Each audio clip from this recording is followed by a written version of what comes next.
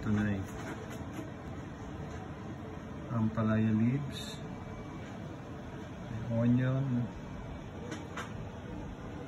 isda, bangus from Philippines, talbos ng kamote, sili, may talong, may kalabasa, may ampalaya, at may kamatis. Sahog sa dinengdeng for tonight.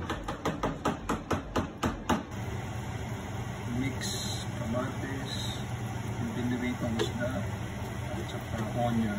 Ito pinakukulang ko na lang may konting bagoong isda. Bagoong isda, pero agoong lang yun. Okay, and then I'll put all the gulay later on. This is my dinengdeng for tonight. Nilagay ko na yung kalabasa, eggplant, at saka bitter melon, at saka yung mga sili na hindi ko after na kumulo ito, lalagay ko na rin yung kamote leaves at saka ampalaya leaves. Alright, ito nilagay ko na yung kamote leaves and ampalaya leaves.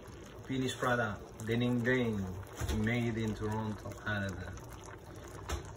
Tikman natin.